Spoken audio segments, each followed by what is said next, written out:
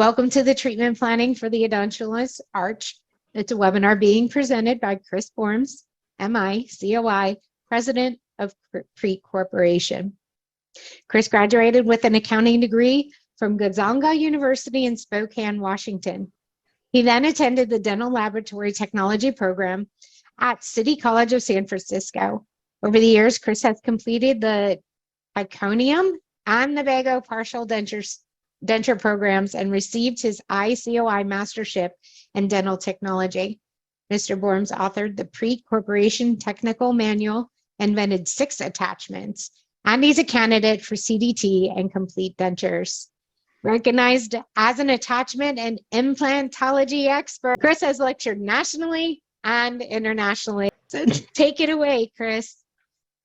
I'm missing everybody in person. That's the worst part about webinars, but we still have this is going to be fun. We have a ton of information.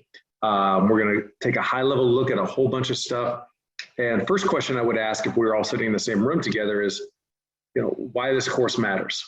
Well, I guess before I ask that question, I need to go through disclosures real quick. I do work for the company with the blue logo. Been there 25 years.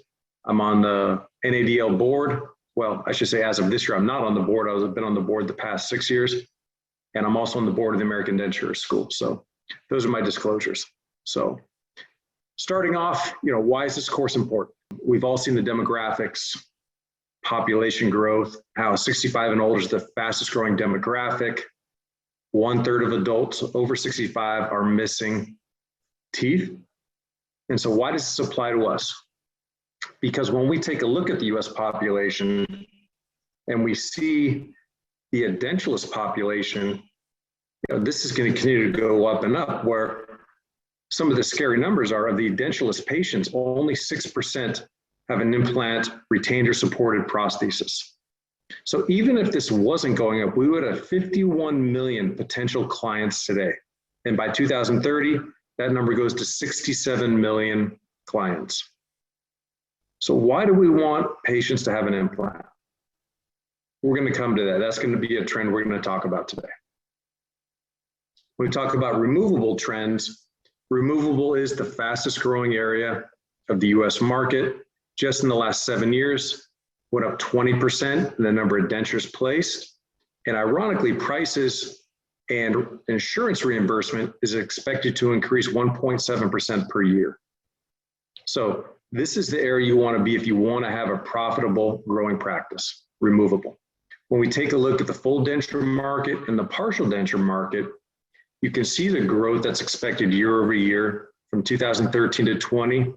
Compound growth rate was 3.1% for full arch and 6.8% for partial dentures. One of the things I want you to take a look at as well, and hopefully this chart shows up well, is it's not just the growth, but it's the profitability growth. So you can see that prices are going up and reimbursement is going up as well for these treatment modalities. So if we have 40 million denture patients today in the US, about 1 in 6 get a new denture every year. There's 6 million remakes per year, which means there's over 16,000 dentures made per day and a new denture every 5 seconds. So today's topic, we're going to talk about these edentulous patients. When they present to our practice, what treatment modality do we choose? What are some of the factors we want to look at? And how do we choose the right option for every patient? So some of the options we can present would be a fixed removable or detachable. Think a screw retained prosthesis. We can have a bar supported prosthesis, and that can be either tissue supported or fully abutment supported. And of course, we can go with 2 on the floor, 4 on the floor, and a couple stud style attachments. So we'll talk today about when, where, and why we want to choose these different treatment options. So the goal today, we want to keep it simple. We're going to think about the maintenance and repair costs and how to service the case down the line, plan for future contingencies, and of course, if you've been doing removable a while, you know to expect the unexpected. So this is the information your laboratory wants from you. Absolutely needs this information. I mean, number one, especially with a full arch, is opposing casts. We want to know the bone quality. Why, as a technician, do I want to know the bone quality? I want to know if I can cantilever off that implant. I want to know the diameter, the length, the bone quality. I want to know how strong that support is and if I can load it. I want to know the general health and the patient budget. We'll talk about that. And this is something that I think about 5% of laboratories are getting this information, are digital pictures, videos, because we want to see where that smile line is at. One of the key determinants of fixed screw retained versus removable is going to be where that smile line is, that prosthesis tissue junction. And this is easy to do. You can have an assistant use a smartphone, take a video, have the patient go through the phonetic sounds, F, S, 54, Mississippi. And when you do it, have the patient close their eyes and have them smile. Because studies have shown that when the patient closes their eyes, you really see where the true smile line is. Another factor you want to know is the patient age, dexterity, and hygiene. Big thing, can the patient clean it? Will they be able to clean it 10 years from now? And there's certain treatment options out there that are fantastic.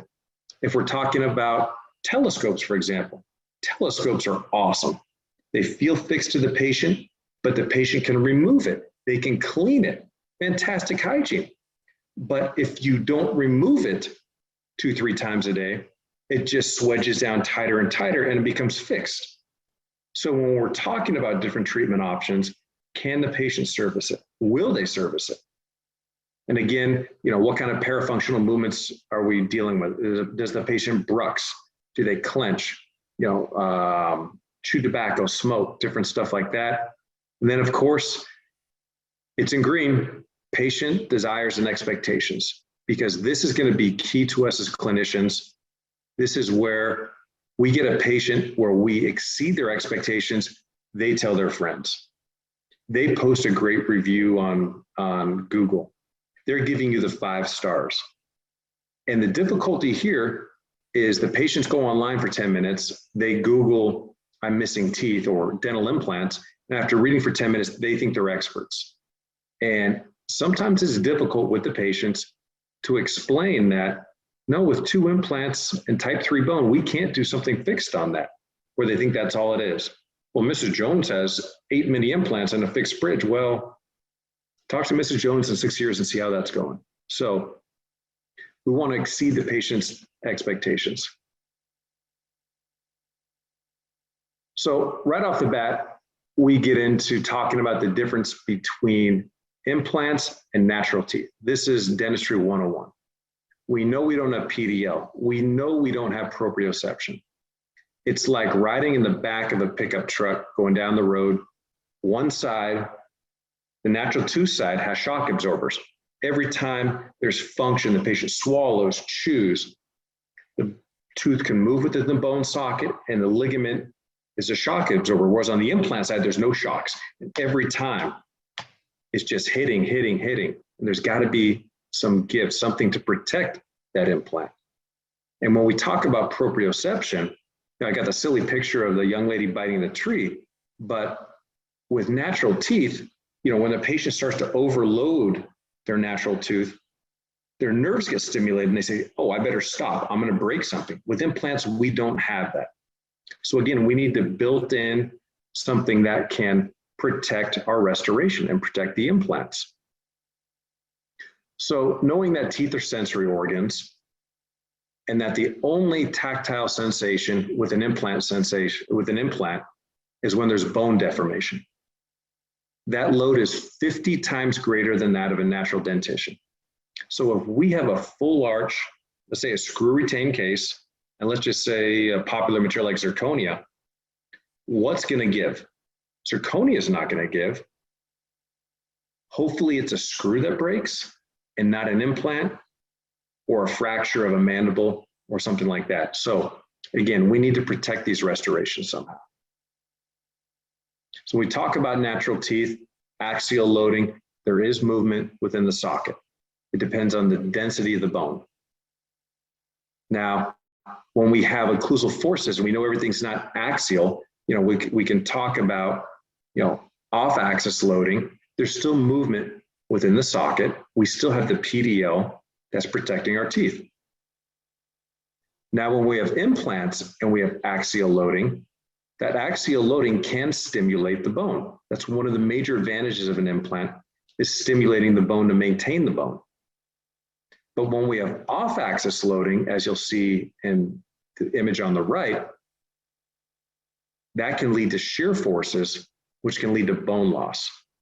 So again, in general, we don't want to off-axis load our implant cases. We want to keep the load straight up and down on an axial plane.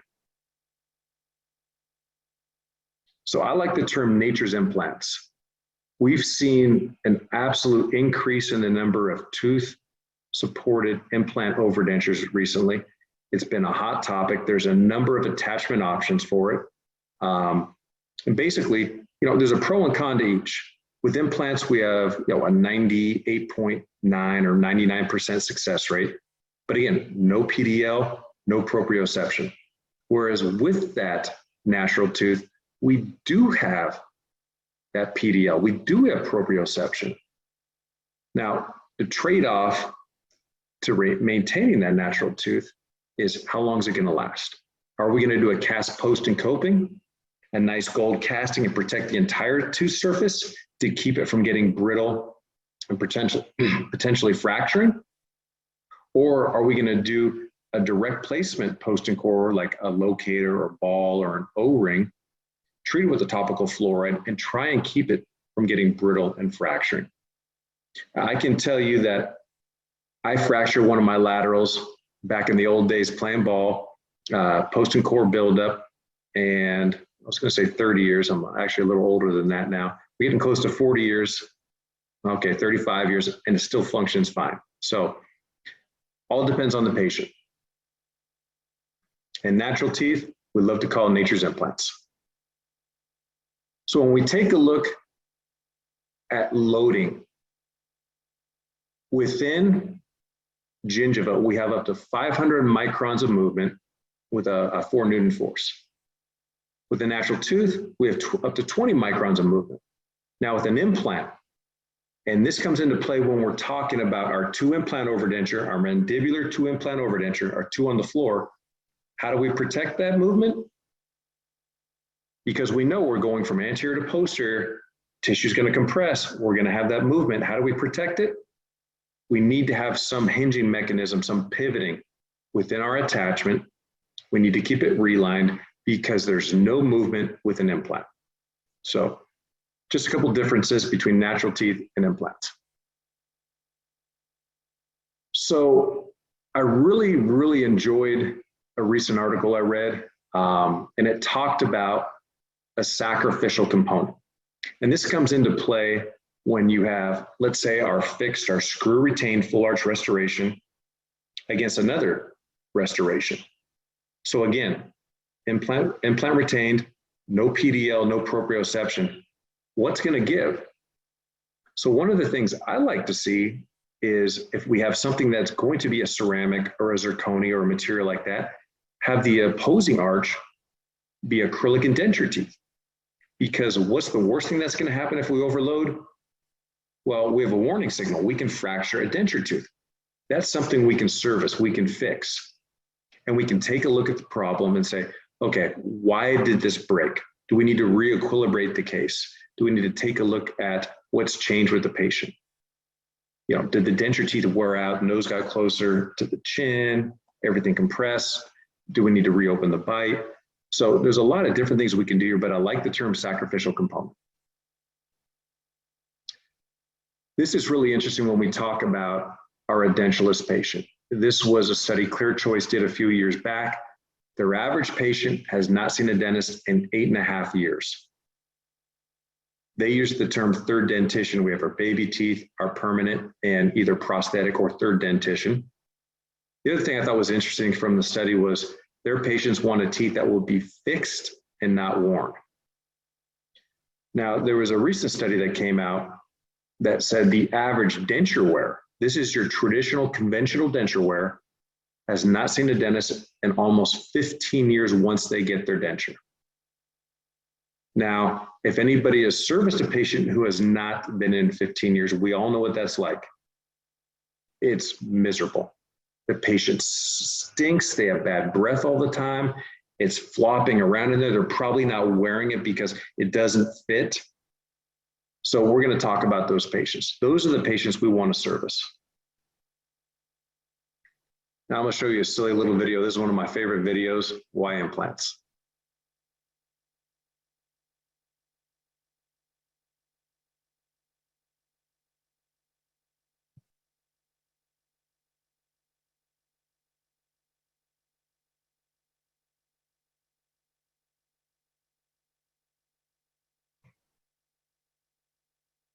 Hey, Chris, it's playing, but we don't hear any sound. Okay, it's just music playing. And you're kind of hearing that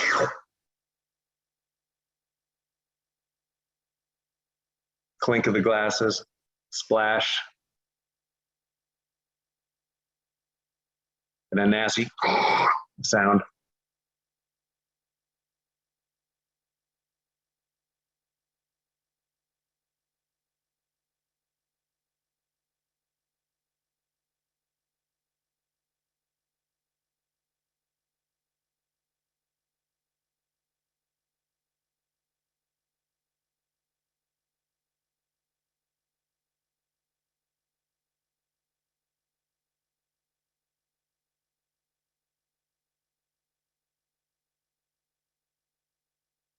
This is one of the best videos I've seen for an implant. So silly, but it kind of gets to the point because these are the patients we want to take care of.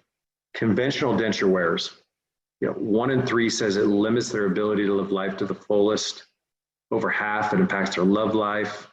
People are worried about kissing with dentures. This is really interesting. 3 out of 5 try and keep their dentures a secret from their partner. 38% say it affects their career. They would be too intimidated to go to a meeting, a job interview, things like that. So these are the patients that we can really change the quality of their life. Besides all of this, I mean, we just think about the diet they can eat. They can eat crunchy, fresh vegetables. They can eat a steak. At our company, once a quarter, we have a quarterly meeting. We kind of review what's going on, preview what's coming up, and we bring a big beer truck in the middle of the warehouse. And one of the things we do every quarter is we read letters, we show videos and different things just to show our team, because we're literally shipping out thousands of little parts and pieces a day. We don't get to see that effect on the end user. And to me, that's why I wake up every morning, and I'm not the only one that feels that way. This is what we do. We improve the quality of life with this service. So the goal today, we're going to talk about these conventional denture wearers and how we can get them to move to something that is so much better for them. So to me, this is the number one reason we want a patient to have an implant, is bone loss. And this was a study that said 75% of denture wearers would have chosen implant treatment had they known about bone loss. It's simple as that. We all know that implants, when placed, they stimulate the blood flow, the nerve activity, they maintain bone. Sometimes they can even regenerate bone. But in general, this is the number one reason why when we're talking to our patients about different treatment options, we need to make sure they know about bone loss and why it's important to have implants. Even if they're just some mini implants to maintain until they can afford to have conventional implant therapy. Further, we take a look at when do patients lose bone? And, Talgren, in 25 years, he said that there's the most bone loss in the first year of edentulism. That's huge. So it's not like we have 5 years to wait for the patient where they can, afford 4 to 6 implants.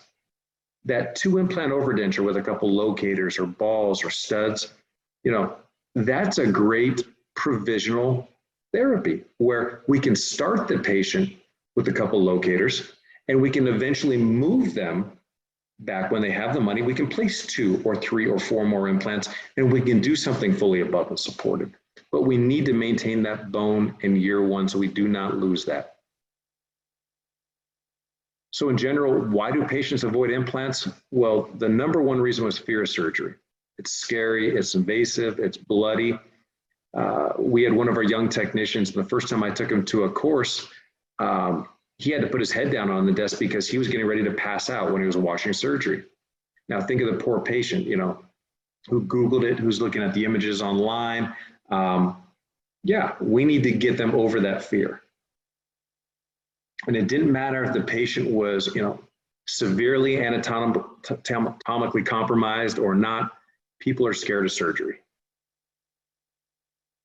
So again, when we're talking to our patients, you know, why implants? Everybody wants to look good. The aesthetics of an IOD, an implant overdenture, or conventional denture, the aesthetics are fantastic.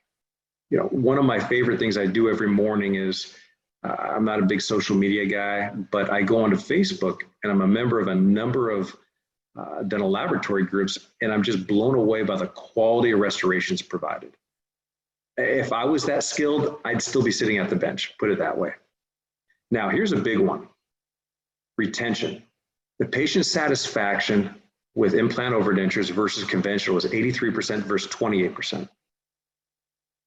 We can do more to improve phonetic issues because we can provide retention and stability with implants. And a huge one is going to be that patient satisfaction with chewing ability. So these are all the key areas when we're talking about why a patient wants an implant. You know, we talk about aesthetics, retention, phonetic, chewing ability, bone retention, all these key factors. So we talk about that mandibular denture, and this is really an area where most patients are not happy. We know this. I have a friend, and in his practice, he charges $4,000 for both arches. $4,000 for the maxillary denture, and he gives them the mandibular denture for free. The reason he does that, when the patient comes back and they're not happy with their lower denture, he says, well, I gave it to you for free. So this was a really interesting article. There's two articles here. And you know, the comment that I liked the best was, the single most destructive procedural option that we can provide patients is a mandibular denture because of the bone loss. And further, another article said the dichotomy between the most aesthetic restoration, which is a mandibular overdenture, if you compare that to something fixed, with something fixed, we're just replacing the white, the teeth. We cannot replace lost bone and tissue. But with the denture, the pink, we're replacing lost bone and tissue. So it's the most aesthetic restoration, but it's also the most destructive one. So again, this is a conventional denture and why we want to get patients into implants. This was a case study done years ago.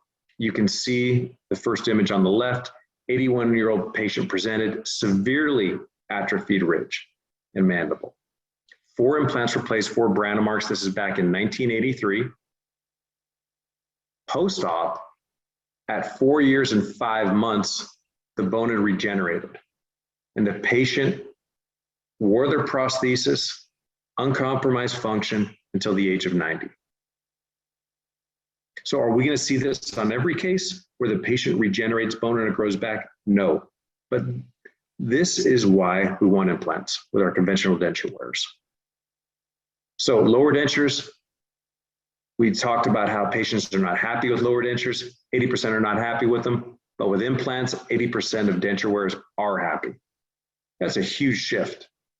It's the biggest ROI in dentistry for a patient. You know, they can go from 10% functional capacity and a limited diet and no confidence and a poor quality of life up to being totally satisfied with a minimal investment to implant overdenture. So with our conventional denture patients, most of the time we have 2 reasons people are unhappy: lack of retention or pain on biting.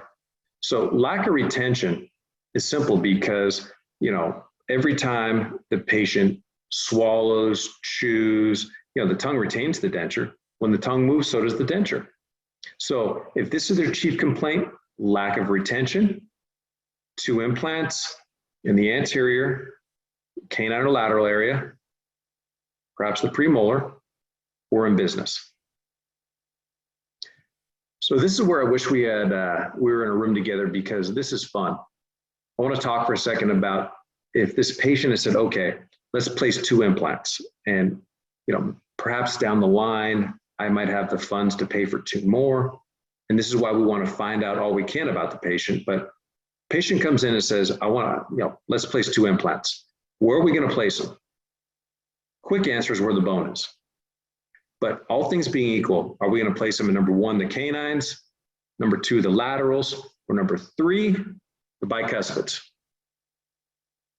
And I'll tell you right now, there's 2 right answers and 1 wrong answer.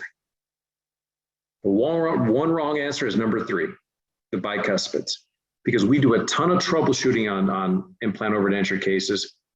And if I happen to get a call and they say, yeah, no matter what we do, the patient can flick it up and down, and I have anterior movement, posterior movement, and I can't keep it relined, and I'll ask, where were the implants placed? And if they tell me bicuspid, I'll tell them they created a teeter-totter.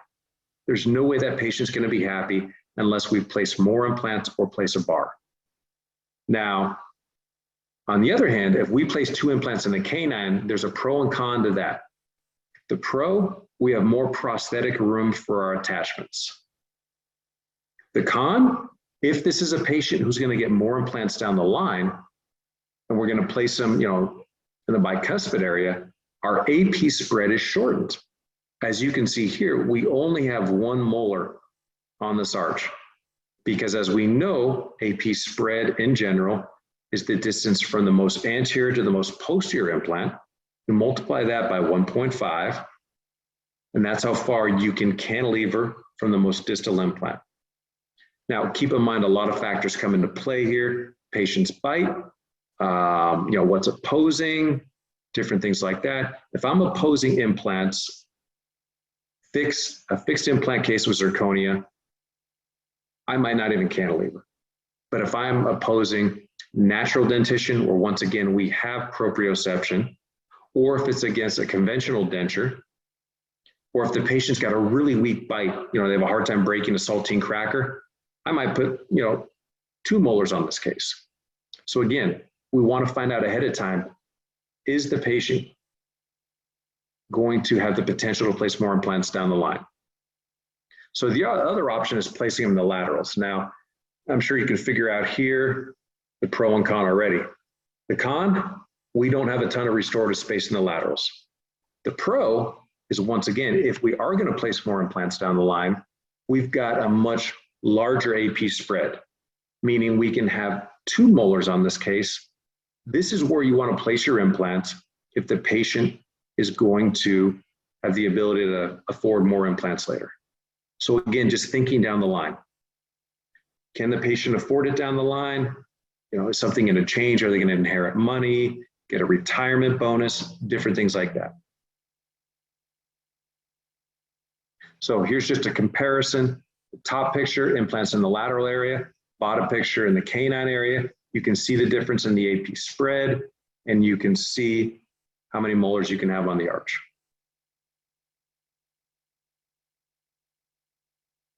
So if the patient is saying that they have a burning or sharp pain when biting, a lot of that time is because that nerve has resorbed to the top of the ridge. And every time they bite, it's like hitting their funny bone. So we need to take that load off of that area. And there's really only 2 ways we can do this. Number 1, we place more implants. Number 2, we place a bar. So this is going to be a tissue-supported prosthesis, but we want to keep the load off that area where the nerve is migrated to the top of the bone. And most of the time, a bar is the most economical and best long-term option for a patient like this. So when we place more implants, obviously, the more abutments you have, the more implants you have, it reduces stress on each individual implant. Simple as that. Taking that a step further, the wider and longer the implants are, the more titanium to bone contact we have, that also reduces stress. If we have more implants, if we lose one, we still have a sufficient case where if you're doing, let's say, an all-on-4 and you lose the posterior implant on the patient's left side, we're going to have to place a replacement there. We can't do an all-on-3. And so one of the ideas I want to bring to the table to you today is when you're working with their patients is, offer a financial incentive for patients to have more implants. Because for the patient, it's a win-win. They have greater security and success. And on your side, you have less clinical time on adjustments, addressing complications, and really, you have the surgery up ready to go. It's a minor cost placing 2 more implants once everything's ready. So that's just my suggestion for today. So we've talked about conventional dentures and why implants are good. We talk about the functional capacity. That lower denture is at 10% of normal functional capacity, 10% of what the patient used to have. Now, again, I said the 2 implant overdenture is the greatest ROI in dentistry. This is where the patient can go from 10 to 60% of functional capacity with limited investment. Now, once we get to something that's fully implant or abutment supported, we can go from 10 to 60 to 90, and that's the goal. But we know that not every patient has $25,000, $30,000, $35,000 sitting around to pay for this type of therapy. And there's nothing wrong with having that 2 implant overdenture at 60% of functional capacity, be that long-term provisional for that patient. So again, 90% is going to be our goal today. We want to get that patient up into that fixed area, or I should say fully implant supported area. And this can be fixed or removable. We need sufficient vertical. We need lots of implants, good dexterity and hygiene. For something fixed, we have to have a low smile line, that low gingival transition. If we don't have all of that, that's where we go to something that feels fixed but is removable. Think about a bar supporting all the implants and the entire prosthesis. It takes more vertical and more prosthetic space, but there's a lot of benefits to that. Number one, the patient can remove it and clean it at night. This is ideal for patients that don't have great dexterity or hygiene. It doesn't require a reduction of bone. So a patient who has a high smile line can still have something that feels fixed, but they can clean at night. Now, if the patient doesn't meet any of this criteria, we go down to that 60% functional capacity where it's a tissue-supported implant retained prosthesis, whether it's a bar or stud. And our goal is to keep that patient out of the conventional denture area because of the aforementioned reasons. So one of the ways you can help your patients is by providing them a menu. And the menu can look like anything, but a lot of patients want to touch, feel, and see what the different restorations are going to look like. So this is where you can partner with your local NDX laboratory, and you can have study models made. You can have the Ferrari, which is your screw retained prosthesis. The patients can see it. You can show to them that they're going to have to get in 2-3 times a day with floss and brush and clean underneath the prosthesis, making sure that they're willing and able to maintain that hygiene. You can have your Porsche, which would be a fully above supported bar. And again, there's a lot of benefits to this. I mentioned a couple earlier. One of them, we can reline and service this case. We can give the patient a dental facelift because we know that bone loss is twice as fast horizontal as it is vertical. And when we take a look at a lot of the fixed patients, we'll see the vertical lines and the sunken look to the face. We can restore lip contours with a flange. So I don't want to make it sound like I like removable better than fixed, but I'm often asked, what would I put in my mom's mouth? Something like this, a removable prosthesis with attachments that would give security and that she could clean and that we could service. Wouldn't reduce, doesn't require a reduction of bone, and just allows for a higher quality of life. Now we get to the Cadillac, and this is interesting. We're going to come to this a little bit later. I want you to remember the posterior ridge on this, how flat it is. Number one reason why we chose a bar here instead of a stud, and we have 3 anterior implants placed very close together. The implants are placed where the bone was. And from here, we provided a tissue-supported prosthesis. As the patient functions and the function goes from anterior to posterior, prosthesis is going to hinge and pivot. We're going to go tissue and bone supported, but that bar is going to provide stability. And that's a key factor for the patient, that confidence, that stability. The fourth model I would recommend would be a 2 on the floor. I call it the Ford. I've got a couple sitting in my driveway, nothing wrong with Fords. Easiest prosthetic principles. It's easy to service, it's easy to clean. It can be a temporary, long-term provisional prosthesis. There's a lot of good stuff about the 2 on the floor. And then of course, we want to keep the patients out of the Yugo. And when I talk about a Yugo at our office, we got a lot of young kids. They kind of look at me like, a what? Nobody remembers the Yugo. I'm hoping enough people here do. So this is what we want to keep the patient out of. And with these study models, the patients can remove the prosthesis, snap it back on, turn it upside down. They can see the Yugo falling off and going, oh boy, I really don't want that. And you talk about the bone loss and the quality of life and how this improves it. It's a great way to present implant therapy to your patients. So what do we want you to provide your laboratory? Obviously, we want to be able to pour up mount and cast because we need to see how much interocclusal space we have. We want to see if there's an opposing dentition, what's the strength of the bite, and what force we're supporting. Knowing that, once again, fully implant supported zirconia or acrylic, whatever it is, no proprioception, no PDL, that's a huge bite force of support. Conventional denture, partial denture, much weaker bite force.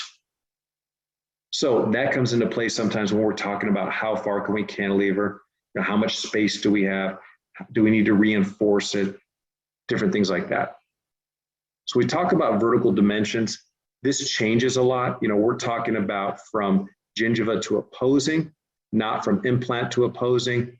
If we have 15 millimeters or greater, which is super rare, we can basically do any type of restoration possible.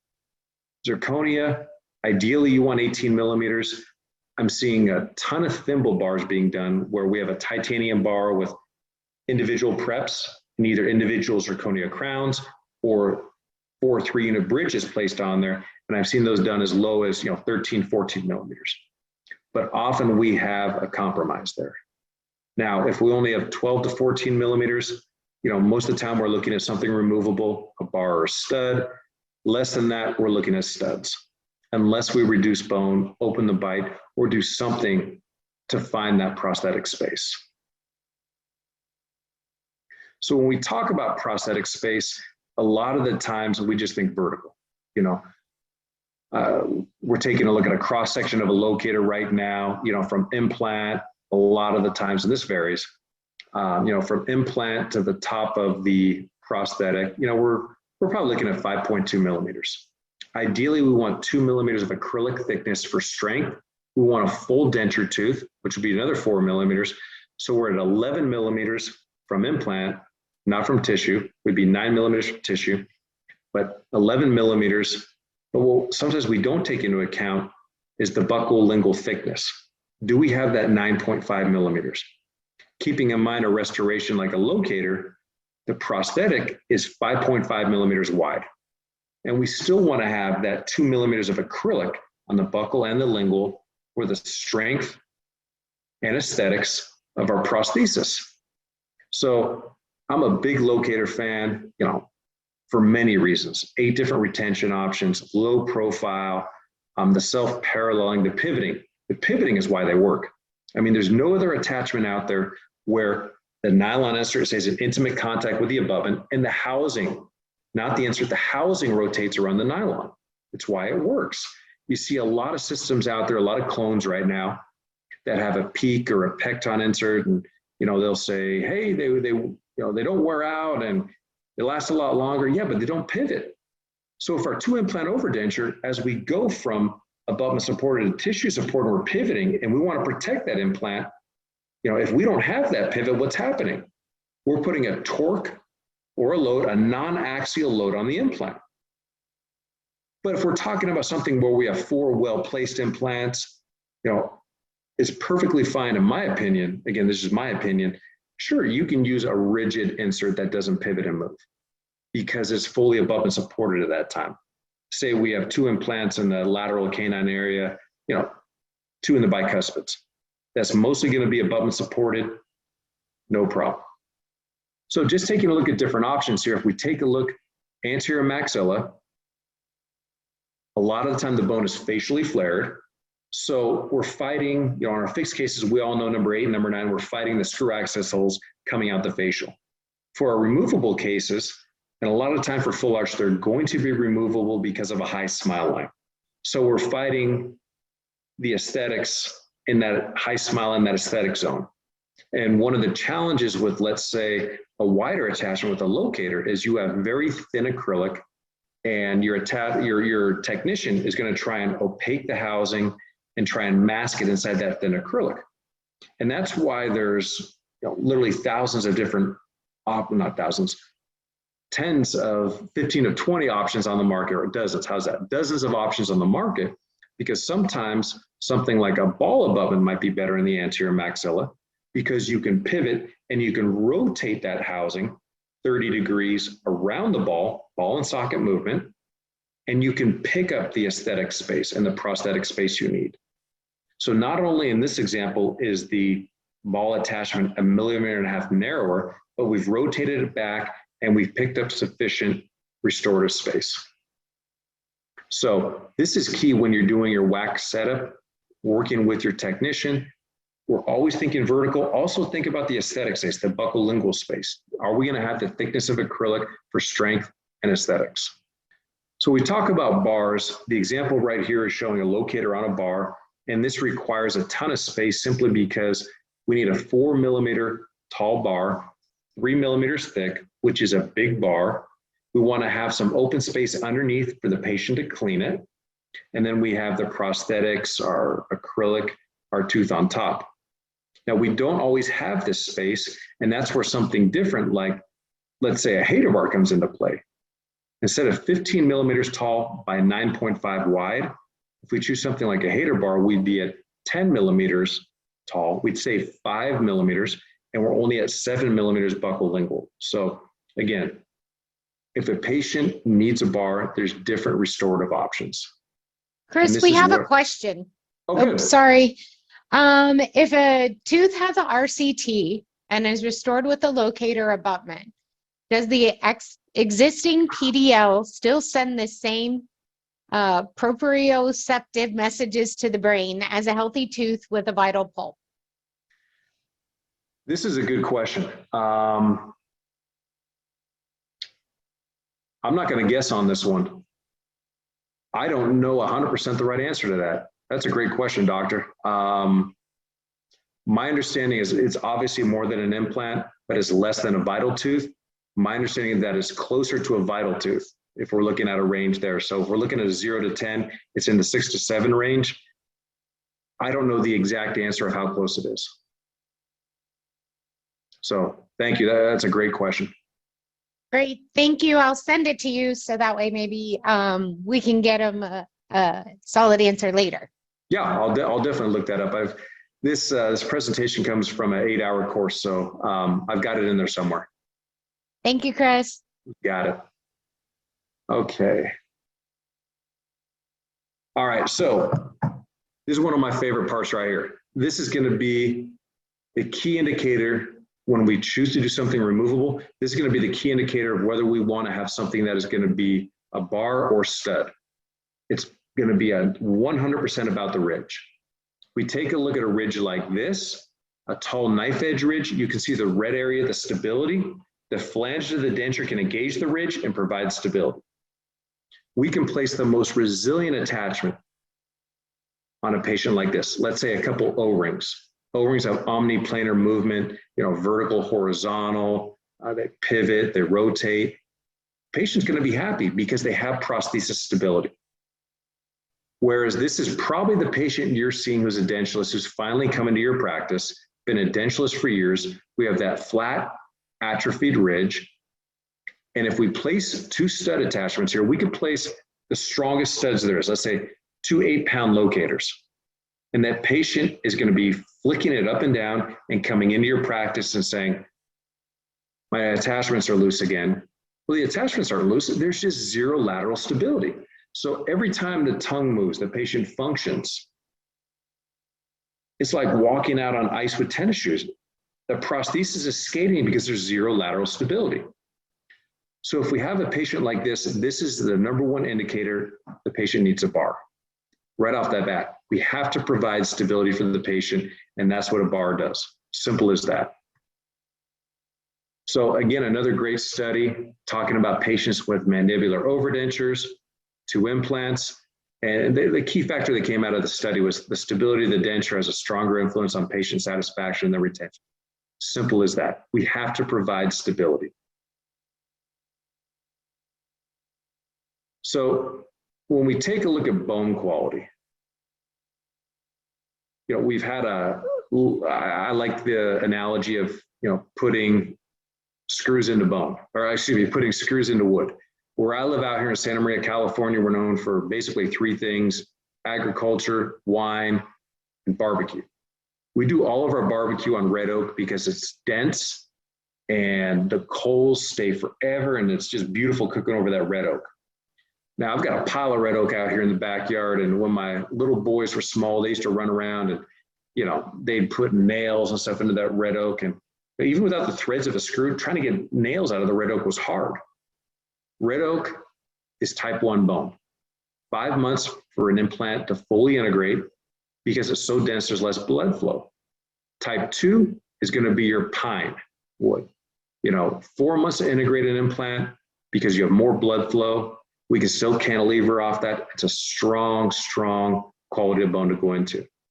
Now, often in the posterior of the maxilla, we're looking at type 3 bone, which is really closer to balsa wood. That's something we don't want to cantilever off of. We want to protect it by tying it together, by splinting it together. Often in the anterior of the maxilla, we have better bone quality, type 1 or type 2.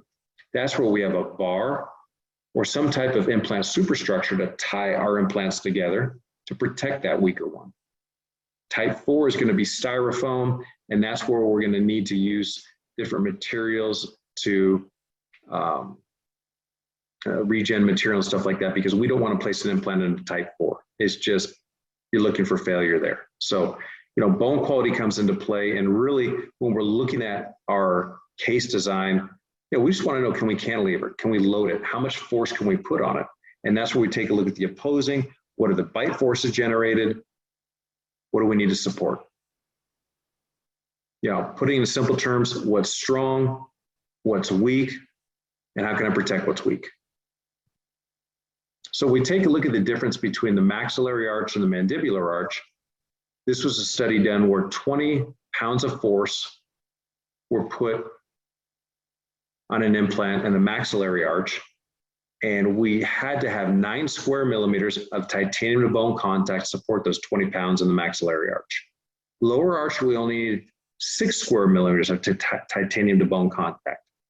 So what that tells us is we need 50% more titanium to bone contact in the maxilla than we do in the lower arch. We can also probably get away with smaller, shorter implants in the mandibular arch. So often when we're doing a maxillary full arch case that's going to be screw retained, you know, we're going to do not necessarily an all-on-4, let's do an all-on-5 or an all-on-6, because we need that titanium to bone contact to support the load. So these were studies that were done back in 2000, and you can see the number of implants in the study. And it took a look at implant loss with fixed cases. These are fixed complete dentures, aka the all-on-X, aka the hybrid.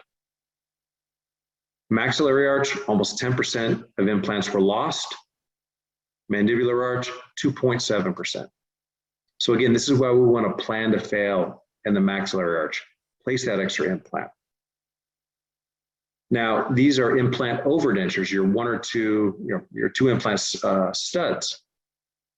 Almost 1 in 5 implants were lost in the maxilla, 1 in 20 were lost in the mandible. That's a huge difference. So once again, keep that in mind when you're treatment planning, the 2 different arches, the 2 different qualities of bone that we're dealing with there. So a question comes up quite a bit, you know, open or closed tray. My answer is most of the time, I'm going to lean towards the practitioner's preference, what you're comfortable using. In general, if we have a multi-unit and we're taking an impression, you know, at abutment level, open tray is the way to go, more accurate. Whereas if it's implant level, a closed tray is going to be more accurate. However, if we're using a closed tray and we have divergent implants, or from the posterior, sometimes that's difficult to work with, and that would lead to an open tray technique. So once again, in my mind, it all depends on your comfort level and what you prefer to use.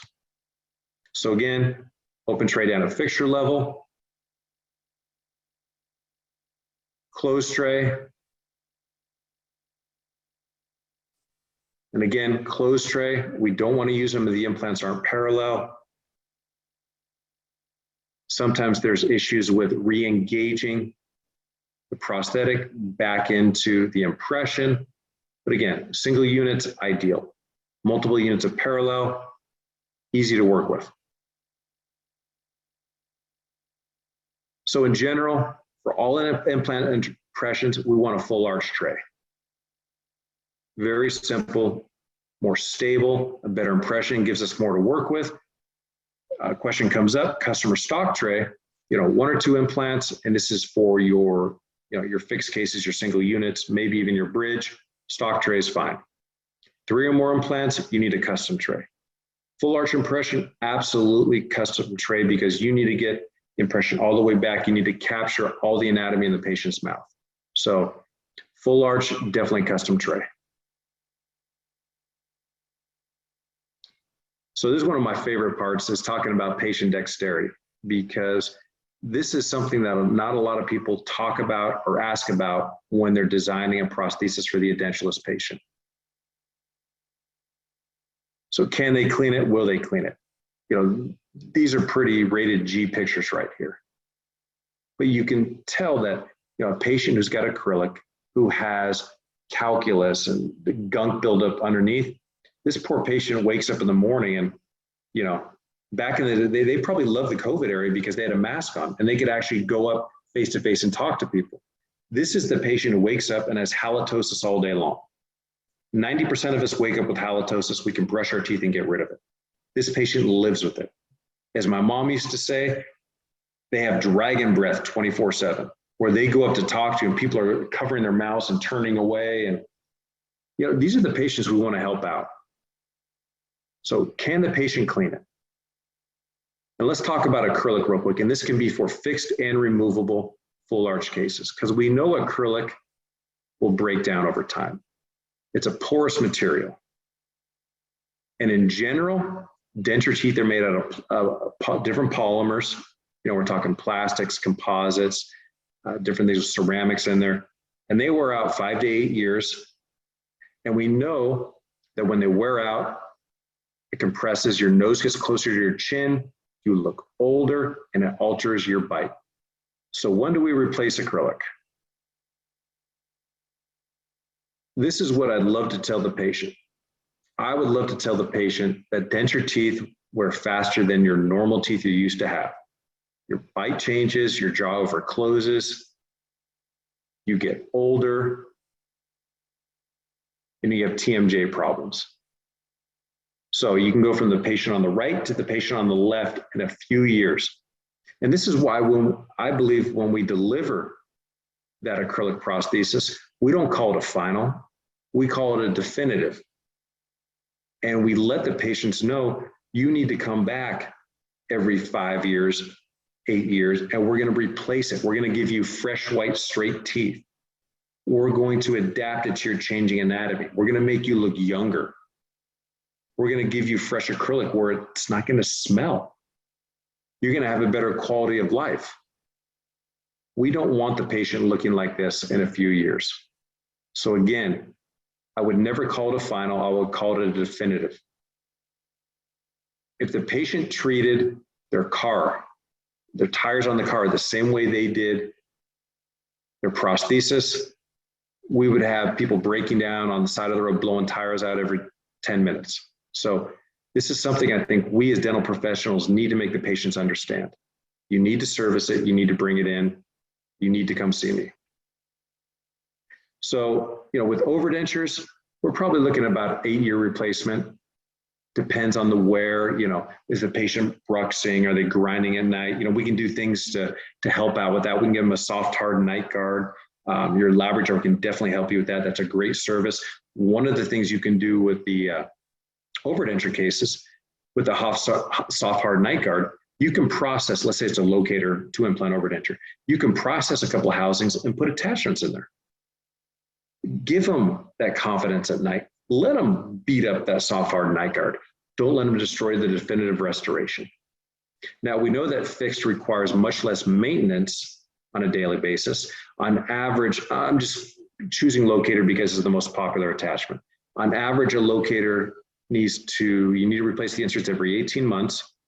Whereas with a fixed, all on X, the patient doesn't necessarily have to come back every 18 months. Now, they should, to make sure they can clean underneath, make sure it's, they have good hygiene, they're cleaning well, maybe even remove it to professionally clean it. I mean, there's two schools of thought on that. I mean, one is if you remove it, you need to replace the screws because they're probably good for 3 times, taking in, out, and out. You need to dig in. It's a long, expensive procedure. Dig in the composite, pull the Teflon tape, take all the screws out. You can professionally clean it. The other hand, the school of thought, some clinicians say, hey, if the patient can clean underneath and they come in and they show me that they can clean underneath and it looks good to me, I'm not going to remove it. I'm going to have one of my hygienists clean it and we're good. So, two schools of thought there. However, the big one is if something goes wrong, it's one of the benefits of something removable, especially if we're talking about like a stud. If a patient comes in and says, this attachment feels loose, pop out an insert, pop in a new one, seat it down. Oh, that's much better, doctor. Thank you. Patient's out the door. Patient comes in who has something fixed, let's say a screw retained prosthesis. After an hour of drilling in and unscrewing, we're hoping maybe it's a screw loose. Hopefully it's not an abutment broken. Hopefully it's not an abutment loose. Hopefully it's not an implant that, is failing. But it's a long, expensive, extensive procedure to service that. So independent servicing is the term we use for that. You can independently service something removable, not so much with that implant bridge, because as much as we wish we could just unscrew that one unit and see if we could tighten the screw, we need to remove them all. Chris, we have a few more questions. Awesome. Is there a minimum size implant to place if the prosthesis is going to be implant retained and not implant supported? Depends how many implants. And then somebody asked scans versus impression. And then digital impressions. That's a great question. So that's awesome. I left that out on purpose because that's a much longer topic. I'll give you my short notes on that. Single tooth and bridges, I think that digital impressions are much faster and much better. When we're talking about full arch, it's hit and miss on the accuracy of the scan. We're working with a number of laboratories to see if we can find, the correct way to do it with the wand. I've seen some really good digital clinicians and technicians make it work. A lot of the time, because it's harder to capture the biotype of the gingiva, you are going to need to take a traditional impression or reline it. Now, if it's going to be, let's say, an all ceramic prosthesis, you will need to, take an impression so we can make sure that we have that adaptation of the prosthesis to the gingiva. But I think sooner rather than later, especially with some of the recent developments, scanning for full arch is going to be the way to go. All right. Hope that's a good answer. Thank you. So just longevity of dentures on average before it's something that ends up at your lab for a reline. And the worst thing in the world, a lot of you have done it. I know all removable technicians have done it. The worst thing in the world is to grind into an 8, 10-year, 20-year-old denture is the worst smelling thing in the world. Holy cow. So let's get them out of that sooner rather than later. All right, so why do we need to be careful with acrylic? It's all about candida. At 21 days, this study showed how far candida went through acrylic in 21 days, 3 weeks. 631 microns is how far the candida went through that porous acrylic. So once again, let's make sure the patients know to come back. we're doing them a service. I see another question. Excellent answer on scan. Thank you. I appreciate that. All right. All right, so what about the implant? So we're still talking about the patients with their hygiene and dexterity. You can see here when we take a look at the x-ray, there's a ton of bone loss. The more anterior maxillary implants are probably hanging in because they're tied and splinted together. Some of the posterior ones that look like they're still on bone. But this is what it looks like when the patient can't clean. You remove the prosthesis, you see the calculus buildup, you see the loss of gingivitis, you see the loss of bone. Once you clean it up, you know, do we graft, put the prosthesis back on? Do we pull them? You know, what do you do with a patient like this? This is really difficult. So again, if I have an 85-year-old patient come in and want something fixed and they have a hard time shaking my hand, I might give them something removable instead of fixed, and something easy to insert and remove. Something that self-aligns, parallels. I'm not going to give them like a plunger attachment that requires dexterity to engage and, you know, disengage it. Something easy to place. So once again, just, you know, this poor patient right here with the bone loss. So patient like that, we mentioned, hey, let's give them a bar, you know, something like, let's say locator, self-aligns, easy to see. One of the trends I've seen since we've started using CAD/CAM and software to design the bars is that when we used to wax and cast bars, we never made them at sharp right angles. You know, we would round the occlusal surface, you know, especially if it was a patient like Mrs. Jones, limited dexterity, we'd round the occlusal surface, make it easier where she could kind of roll it in or bite it in, easy to get in. But nowadays we have these sharp right angles that creates a path of insertion. You know, where sometimes that's good. We want that path of insertion because we want that lateral stability. You know, we have somebody like, you know, our friend here, Biffster, and, you know, he's apparently got tons of dexterity, tons of hygiene, even though I don't think he can wash his own hair, but, you know, we can provide a bar that doesn't follow, that has curves, that has right angles, just to get that prosthesis stability. So again, it just comes back to the patient. And what's their hygiene? What's their dexterity? So this was a patient who had this fixed prosthesis for 7 years, was told that she never needed to go back and see the clinician again. She was told that this was a final restoration. So she presented at a practice in Arizona, and when the clinician went in, who's one of the best prosthodontists I know, just fantastic guy, but a great, great, great clinician too. When he went to remove the screws, he got the screws out, but as you can see, the implants came right with it.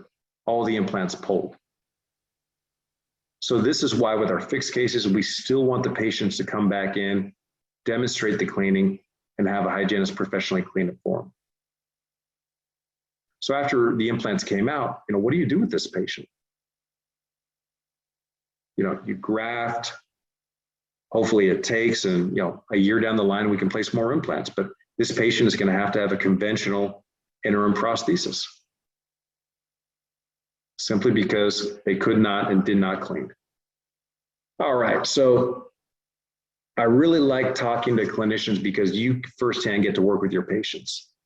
And I've got a theory I've talked to a number of the residents about, and my theory is that there's more wear on implants and attachments and dentures and all restorations in January than any month of the year. Simply because come January 1st, we all want to get in shape when we go to the gym. And when's the last time you saw somebody squat in the gym like this? You clench. It's a stabilizing function. So you're grinding all the time. You know, if you have somebody that's going to start running on January 1st, you get dry mouth. And we know what that leads to. Or if the patient's swimming, you know, your erosion of the tooth structure. So, you know, my theory is in January, we have more wear than any other time. You know, the other thing that comes into play in January, instead of going to In-N-Out or getting a burrito for lunch or, something like that, you're going to eat a salad. And a lot of the time salads, especially spinach, have grit in them. And when we're talking about attachments in particular, it's not metal on metal, it's not plastic on plastic. Where's a coefficient of friction? Something rough on something smooth. And if you get, that grit or that sand in there, it's going to be a mortar and pestle, and it's eventually going to wear it.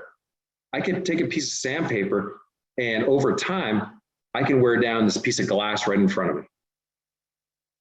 So my theory, January, you're going to have a lot of wear. Now, we go back and take a look at the weightlifter. Let's get them a mouth guard. When we take a look at, the runners, there's different things we can do for runners to compensate for dry mouth.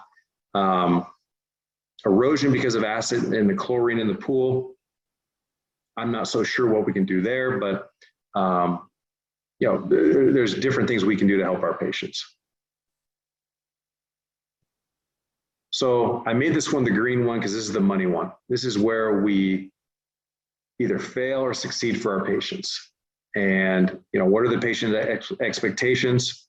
Most patients, they want fixed teeth. They don't want removable. There's only been once in my life when I've run into somebody who wanted a denture. I was up in Seattle, and I was literally sitting at a sushi bar, and I'm reading a dental magazine at the bar, and a really pretty young waitress comes up and she says, "Oh, are you a dentist?" And I said, No. And she said, "Oh, well, I can't wait to get a denture." And I kind of looked and I said, "What?" And I've never heard that before. She goes, "Yeah, it's the only way I'm going to be able to restore my smile." And I said, "Well, that's awesome. You're going to love it. You're going to get implants?" And she said, "Yeah, we're planning on this." So, she had a great dentist that explained, I didn't want to get into her whole thing. I've been on airplanes where, you're reading a magazine and your flight attendant takes out her partial and shows it to you. And yeah. One of the best flights I was on, it was Pacific Coast Pros, and the show was in Hawaii, and I'm sitting in row 31 of 32. And, for 15 years, we didn't take family vacations, but going to that show is always our vacation. So I have 3 kids under the age of, I forgot what it was, 7 or 9 or whatever it is. We're sitting in the back of the bus. I mean, it's the rowdy area. Everybody's got kids going nuts, and flight attendant sees me reading a journal. I was probably reading it for 5 minutes before a kid was trying to rip it up. But, "Oh, are you a dentist?" And I said, No. There's 3 great clinicians you want to talk to here. And I said, that seat, and that seat. And yeah, let's just say I was not the most popular person at the show after that. But anyway, so patient expectations. I go on tangents. Fixed not indicated for every case. And we know why. There's a lot of issues, but especially with fixed, 1 out of 7 have issues with speech or spittle or stuff like that when they talk. So let's get into that a little bit. Difference between fixed versus removable. The patient on the left is sometimes what you'll see from the all-on-X patients. See that sunken look, the vertical lines, whereas the patient on the right, where we can have a flange, we can restore open up the bite, we can have, lip contours. It's a dental facelift. That patient looks 15 years younger than the patient on the left. So there's 3 major indicators for fixed, because fixed is at 90%. 3 major indicators for fixed over, let's call it tissue supported removable. Number 1 is going to be number 1 is dexterity. Number 2 is going to be the smile line, because we have to place the implants above that smile line. And this is where those digital pictures and videos come into play. 80% of patients have a higher medium smile line, whereas the patient on the right with that low smile line, we're in business. We're not worried about showing that transition of our pink acrylic or our pink porcelain or our pink composite to the natural gingiva, because that is nearly impossible to match. Gingiva is vascular, it's always changing, whereas our prosthesis is static. You can definitely see the transition. So let's talk about that PTJ. Really for our fixed cases, this is the key. We have to make sure the intaglio surface is convex or flat. And simply the implant has to be placed higher than the smile line. 2 keys right there. So just kind of the prosthetic checklist for success. Intaglio, convex, and hygienic allows for hygiene. It's cleansable. We're not violating the prosthesis tissue junction. There's no flanges, because if we provide a flange with a fixed case, it's impossible to clean.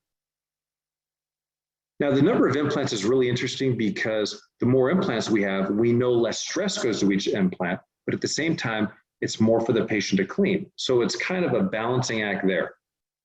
I would lean towards more implants than less, unless it was a patient who really had questionable hygiene. And again, if hygiene is a question, it should be an overdenture bar. So our prosthetic check, oh my gosh. Sorry, folks, that was one of those where the slide I'm looking at was different than the one you were looking at. I didn't know it was the ones that flew in there. I'll leave that up for a sec. All right, so here's our prosthodontic checklist. What can we do wrong? Well, we don't use a torque wrench to tighten the abutment screw. 15 for our multi-units, anywhere between 25 and 35, depending upon the system, if we're going to fixture level. We're not protecting the screw channel during cementation.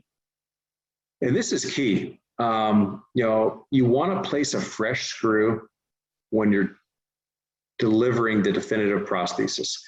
One of the changes we made in March was all of our titanium abutments now come with 2 screws, one for the laboratory to use, on, off, and a fresh one for the clinician to use.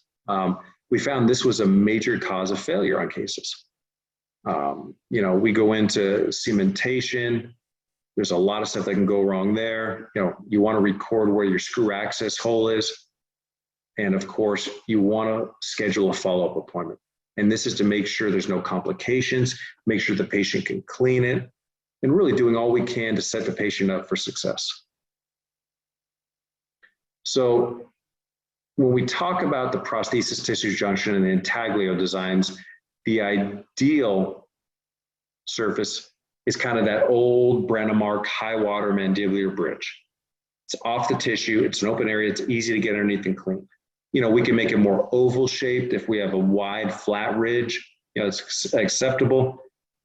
We call this questionable, but in the maxilla, this is what's done more often than not as a modified ridge lap, where we're compressing the tissue on the facial surface because we don't want to have black lines. We don't want to have that phonetic hiss. We don't want to have the patient spittle, but we're opening up a cleaning area on the lingual. And this is where, again, that dexterity comes in. Can and will the patient come back from the lingual multiple times a day and clean? And then, of course, having flanges, absolutely unacceptable. We call this a lunchbox because the patient cannot clean it, and everything they eat is going to end up here, and we're going to end up with tissue receding because tissue doesn't grow towards bacteria, it pulls away from it, and then we're going to have bone recession, bone loss, and more than likely implant loss. A lot of the times when we have a flange with a denture is because lack of treatment planning. If the patient doesn't have enough vertical space, and we're not going to reduce the bone to get that, we need to go with a different treatment option. Please don't provide a flange on a fixed case. So again, here's our convex intaglio, easy to clean with a water pick, with floss, easy to get in there. This is the modified ridge lap we see in the anterior maxilla more often than not, where we're compressing that tissue, but you can see it's opened up from the lingual to make it easy to clean. And of course, even then, you'll run into hygienic issues if the patient won't clean.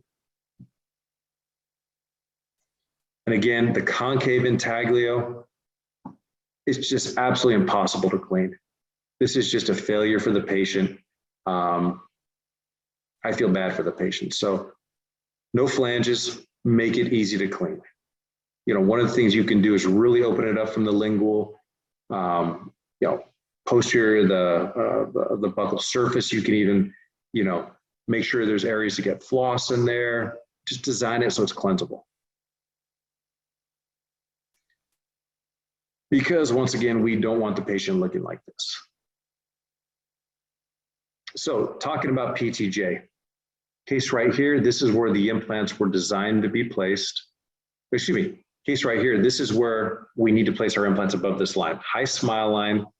So if we're going to place implants, we need to remove everything, all that bone underneath the black line, if we're gonna have something fixed.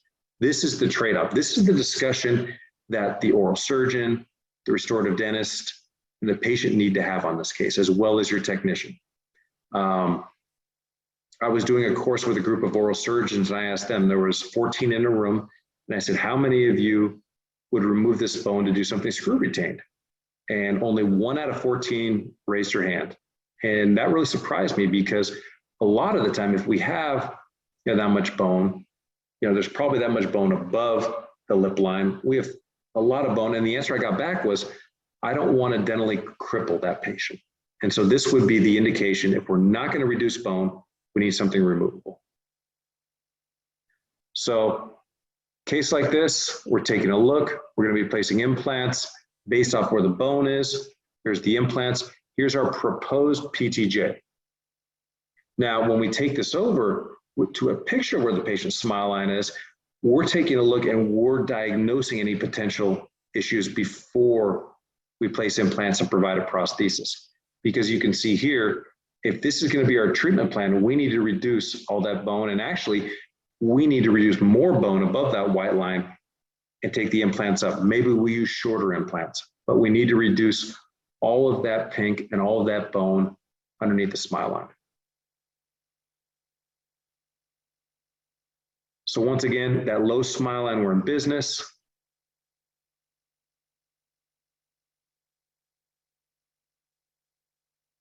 And then we get to a patient like this. This, as you can probably tell from the graininess of the image, this was done in the mid-'80s. This was done in San Francisco. The patient was edentulous at an early age, has systemic issues, and nothing wrong. This is a beautiful restoration. Beautiful crown and bridge work, beautiful gold work.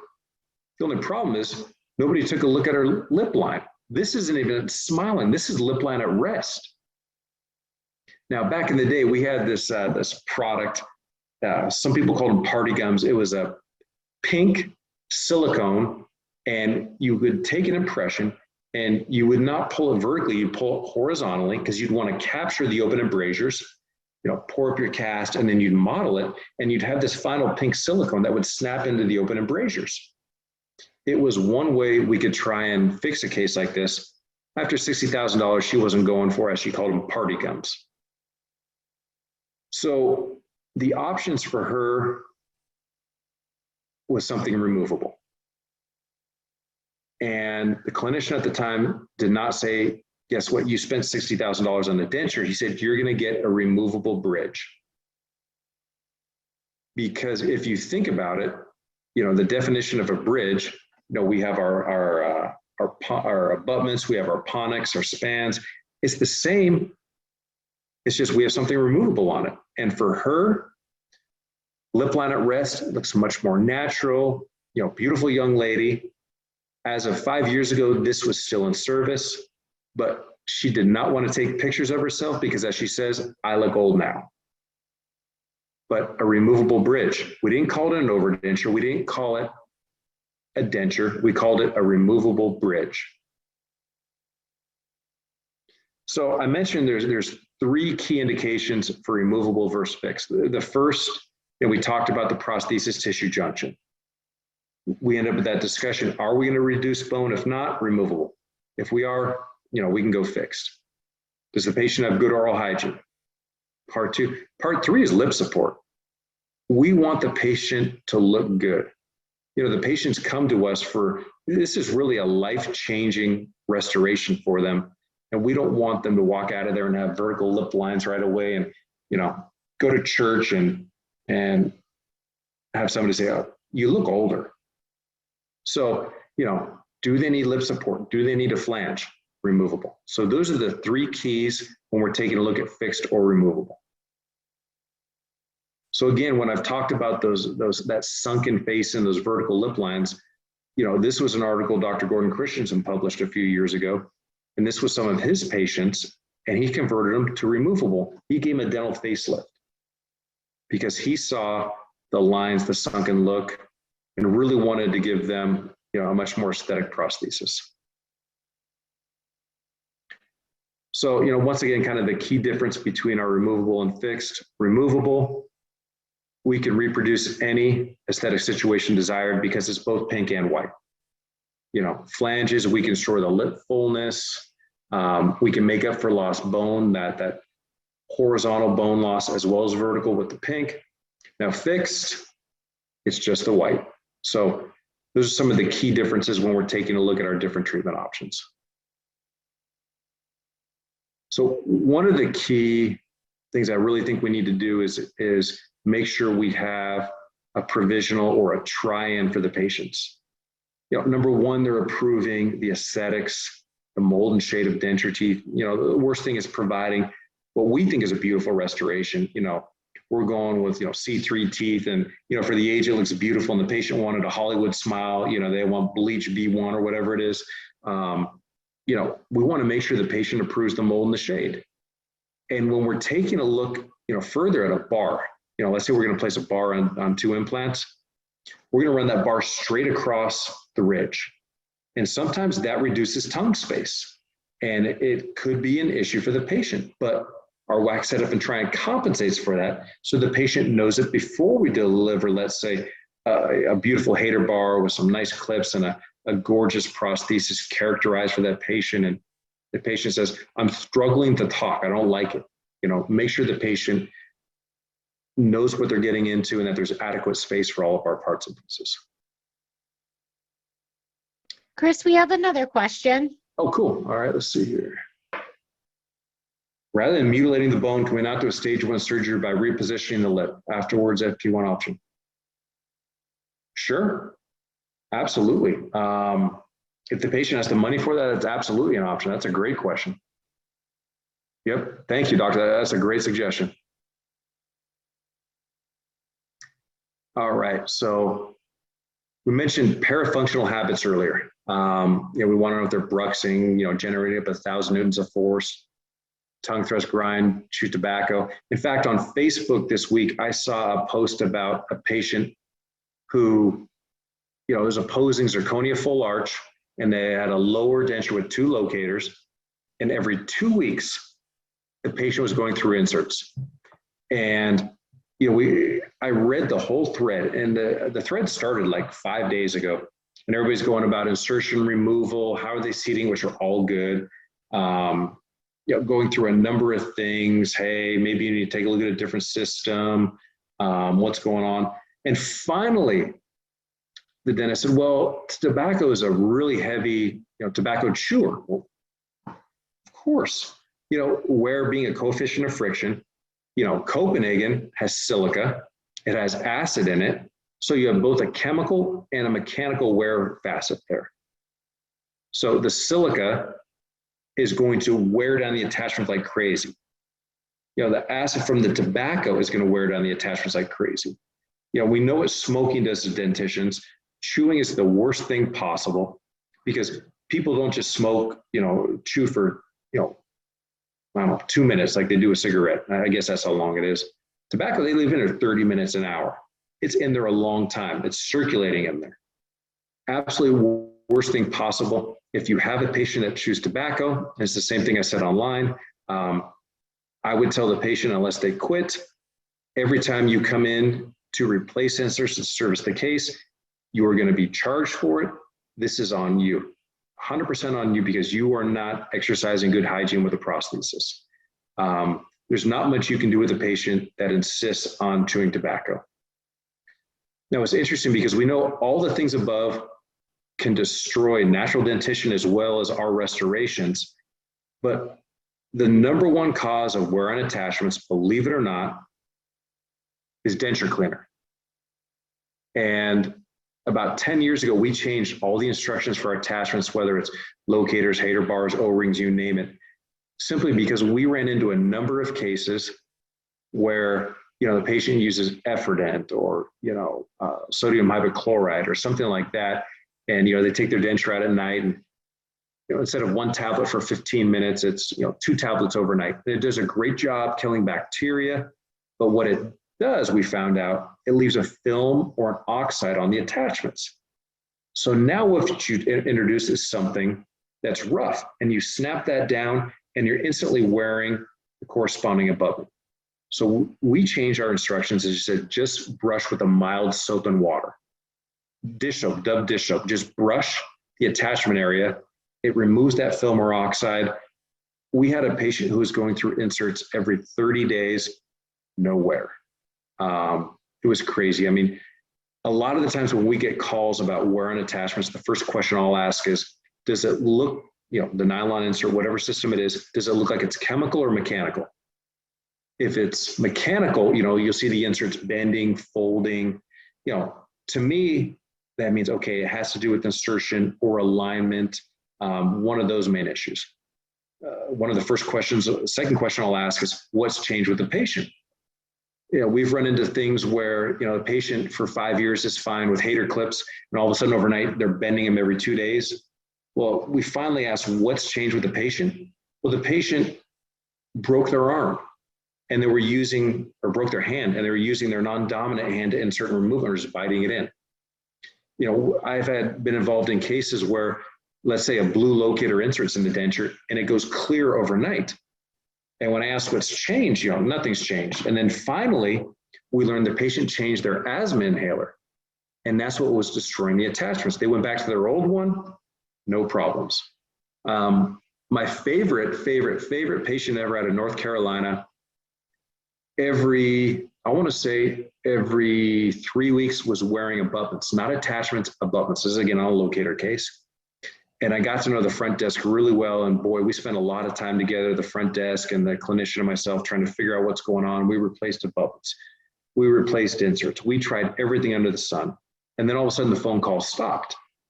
And about, a year later, I called and I said, hey, we haven't heard about your favorite patient in a while. What's going on? And they said, oh, Sally was the front desk girl. And she said, I don't know, Chris, let me take a look, ask around. She goes, well, we have a birth announcement here. And I said, that's it. The patient was pregnant, had morning sickness. With the acid coming up from her stomach, it was destroying the attachments. So, a lot of times with wear, just looking at the attachment or looking at the patient and saying, hey, what's changed? We'll tell you what's going on. So, position of implants, we all know the jaws and nutcracker, greater bite forces, the closer we go to the TMJ / the hinge. This comes into play when we're talking about a case like this. How many ponics should we have between abutments? This case was sent into us to make a bar. We said, absolutely not. We're not going to put, 6 ponics on a long bar span. What's going to happen there? It's such a huge bar span. It's like a huge balance beam. You jump in the middle of it, it's going to torque the abutments.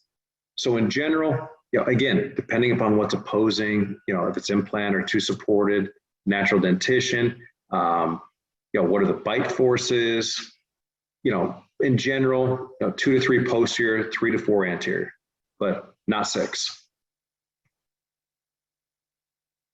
So again, that goes back to the AP spread, most anterior implant to most posterior, how far back can we safely cantilever? What type of bone are we in? What's the bite? What are we opposing? What's interesting is, the 1.5 is really kind of a guideline. If you've ever worked with like a milling company, a bar manufacturer, a lot of times they won't cantilever at all, or they might make you sign off if you're, going 1.5 or 2. But back in 1993, Dr. Charlie English, who was just an absolute pioneer in this, one of his first publications was AP spread being 2.5 times. Now, this was 5 implants in the anterior mandible where the bone is fantastic. And, sure, we could probably still do that occasionally nowadays, but, his initial studies was you can go up to 2.5 times. So once again, that AP spread is really kind of a guideline. It's not a set in stone law. We took a look at, that big old Biffster earlier, we're not going to cantilever on him. But Mrs. Jones, a soft bite, we might go 2 to 2.5, maybe even 3, depending upon, other factors. So, the AP spread is really kind of a guideline. And really where this comes into play on the full arch cases, and this is going to be hopefully fully abutment supported, whether it's fixed, screw retained, or removable by a cantilever of our bar, is how far back can we go? And, we measure the distance. A bicuspid and a molar, we need about 16 millimeters.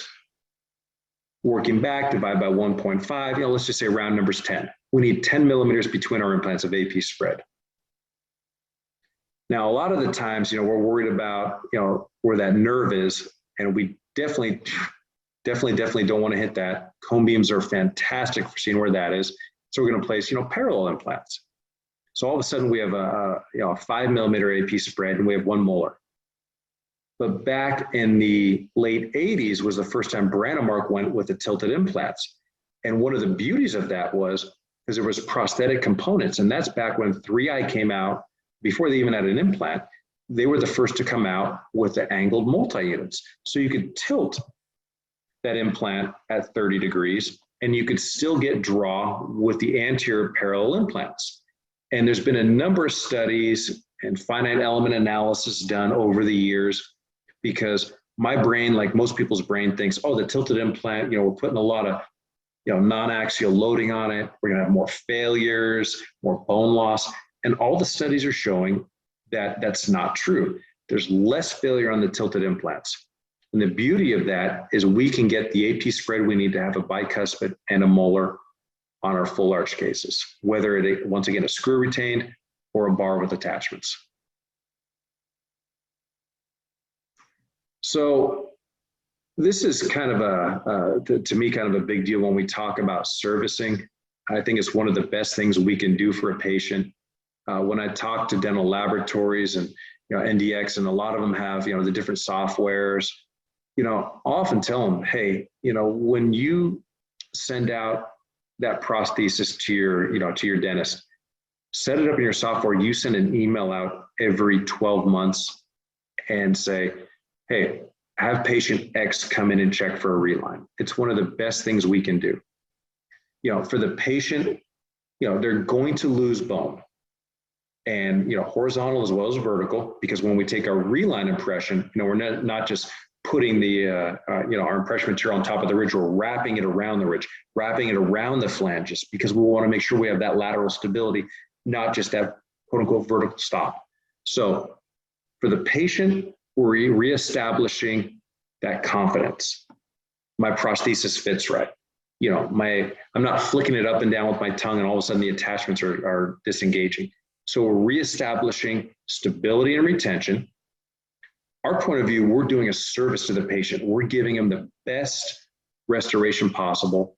I'm a real big fan of making sure we're checking for relines. So the other reason we want to check for relines, we talked about axial versus non-axial loading. It's all about forces, because let's say the patient, 2 implant overdenture, I'll say 2 ball abutments, let's say, as they lose that posterior tissue and bone, let's say 2 millimeters, which is a ton, 0.5 millimeter or more should be an automatic reline. But let's say they lose 2 millimeters. All of a sudden, the forces being put on that implant is huge, because the distance that is traveling is now much greater. It's got much more of a lever arm. And so the forces on our implant and the torque going on it are huge. So we're torquing our implant if we're not relining. And if you take a look at that bending movement, that bending movement puts force on the crestal part of the implant, the screw, and that's where you'll see the fractures and the failures. So a reline does a lot of things, for the patient. Confidence makes them feel good, but it also protects our implant and our restoration. So, every 12 to 18 months with something that is tissue supported, I would have the patient come back. I would check to replace the attachments, professionally clean it, and check for a reline. It's the best thing we can do. And that ties into our delivery of that removable. Hey, in 5 to 8 years, we're going to give you something new. Here's why we're doing it. We can talk about the aesthetics. You don't have to use dragon breath terms, but the hygiene, and know in your back pocket, hey, I'm protecting my implant, I'm protecting my restoration. You can even incentivize them to do so. So there's different ways you can do that.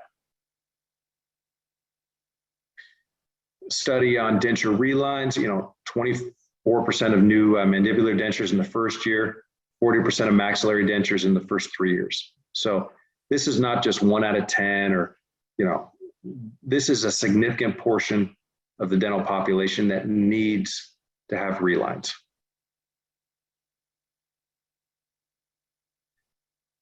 So coming back to this chart again, and we talked about our conventional patients with lower dentures, 10% functional capacity, best ROI in dentistry, taking them up to that 60% 2-implant overdenture.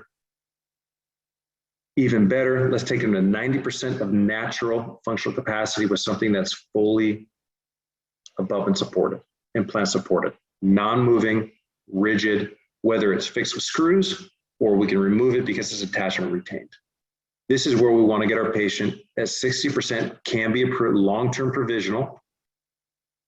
So when we're talking about our screw retained, we have a couple advantages here, a lot of advantages. I mean, there's stability, it doesn't move, the teeth are fixed, it's what patients want. We're protecting our weaker implants by splinting them together.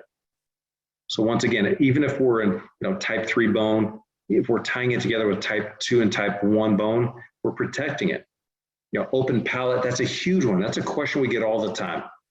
The question we get a ton is, how many implants do I need on a stud overdenture before, I can go palateless? Well, 4 is kind of the guideline, but my question back a lot of the time is, how's the ridge? Do we have that stability where the flanges can provide stability? If it's a really flat atrophied ridge, we do need that palate for retention and for stability. The aesthetics of these fixed cases are just phenomenal. It's just gorgeous, the work being done now, honestly. And of course, the patient self-esteem. It's life-changing. It's amazing. Now, disadvantages, there's a couple things to watch out for. Obviously, you need more and larger implants, which cost more money. We talked about independent servicing. You can pop out a locator insert, whereas if one implant feels loose, we're digging up everything for the fixed cases. Too often, we're seeing that hygiene aesthetic trade-off because of a lack of treatment planning. We're not taking a look at the prosthesis tissue junction, and all of a sudden we need to have a flange. The patient can't clean it because it's fixed, which is a nightmare. Phonetic issues can be common if we're not getting that full palatal seal, that hissing, that spittle. It's not for a patient who needs to reproduce the lost pink, who's lost a lot of bone, who needs to have a flange. And if there is wear or breaking, that's a major issue. I mean, I love zirconia, but if you have a fracture or a chip with zirconia, I shouldn't say chip, but if you have a fracture, it's a remake. So, just some pros and cons of the fixed detachable. Now, bars, I'm a huge proponent of bars. Number one reason to use bars, stability, right there. Just like with fixed, we're splinting our abutments together. Now it can be tissue or abutment supported, so it gives you restorative flexibility. You have 2 implants, it's anterior abutment supported, posterior tissue supported. And we'll put some type of connector in there that will allow that movement, some type of hinge, vertical, sagittal movement that'll protect it. And of course, with bars, we can accommodate divergent abutments much better because we're not worried about our screw access channels like we are on the screw retain cases. Now, the screw retain cases, the reason I did not put divergent implants down as a disadvantage simply because there's so much we can do now with angled access channels and things like that. That's been an absolute game changer that way. Now, disadvantages, you have a large ponic area to clean underneath. It's not as easy to clean as studs. Long spans, if we have, 6 ponics on a span, you can torque your abutments because of the opposing bite force. Again, take a look at what's opposing. It requires more prosthetic space. Oh my gosh, sorry, I did it again. I was looking at what you weren't looking at. Okay, catch up time. Reduced tongue space, more expensive. Now, pros and cons to bars. Now studs, Biggest advantage is the easiest hygienic maintenance for the patient. All they have to do is clean around one little tiny attachment or ponic area. Huge advantage. A lot of time, remove the prosthesis, clean around that little locator insert. With locators, you'll have those patients who fill the female abutment up with calculus and food and debris. Drives you nuts. You can instruct the patient, use a plastic cleaner to get in there. You can take it a step further. You can go to the extended range locators where they don't have the center plug. It just grabs the outside of the abutment. One solution there. Or you can go to something that doesn't have a cup or receptacle that'll accumulate, the calculus and food and debris, something like a ball. So anyway, easy hygiene. It does not require a ton of space. You don't need to reduce bone. It's the simplest prosthodontic techniques. Very easy prosthodontic techniques. Independent servicing is a big, big advantage. And of course, I like to a lot of times call them transitional or provisional prosthesis. Now, some of the disadvantages, reduced stability. If a patient does not have stability from studs, we're going to know that going in because we're going to take a look at the ridge. We see that flat atrophied ridge. We're not going to bother placing a couple studs. We're going to go with the bar. At one time, I used to say there was no abutment splinting. However, there's been recent studies that show when a prosthesis is engaged and snapped into place, that does provide some splinting between implants. So, there is minimal there. There is issues with path of insertion. It's more difficult to do angle correction. You can do custom abutments. One of the ones I love is if you use like a 30-degree angle multi-unit, and then we have there's a couple different attachments you can put on top of the multi-unit. That's actually something we've seen a ton because one of the trends we're seeing is patients going from fixed to removable as they age. Let's say they were 60 years old back in the 1990, got something fixed, worked great, but now they're 90 years old. It's a little harder for them to clean it, and they're going to removable. But they've had these well-integrated, healthy implants, and they've had multi-units. They don't want to pull them. Well, just put a couple, attachments on top of the multi-units and go to removable. Simple as can be. Stud attachments, implant overdentures. One of the things to keep in mind, one of the differences between that and a conventional denture. With a conventional denture, if you get an undercut, that labial vestibule, for example, you're happy. You're looking at this as a restorative clinician or technician and saying, awesome, I'm going to engage that. I'm going to get stability. With an implant overdenture, you have to block that out or do a frenectomy because you do not and cannot engage that undercut. Because if you engage that undercut, you create an almost impossible path of insertion where the patient has to engage the undercut and then roll the attachment back into place. Rarely works. So stud attachments, fantastic. Best ROI in dentistry. I strongly believe that. So again, here's kind of our menu right here. How much space, how many implants, the hygiene, smile line. We take a look, do they need a flange for aesthetics? If they don't fit all the criteria, we go over to, our removable options. They don't fit all this criteria, we come down to something tissue supported. And of course, we do not want to go down to that conventional denture. It's destructive for the patient. We're going to lose bone. Let's just make sure the patients know the pros and the cons, the maintaining the bone, the confidence, the lifestyle, all the stuff we can do with implant therapy. And on that, I'll close. Now, this is fun. I really enjoyed it. So thanks for the opportunity.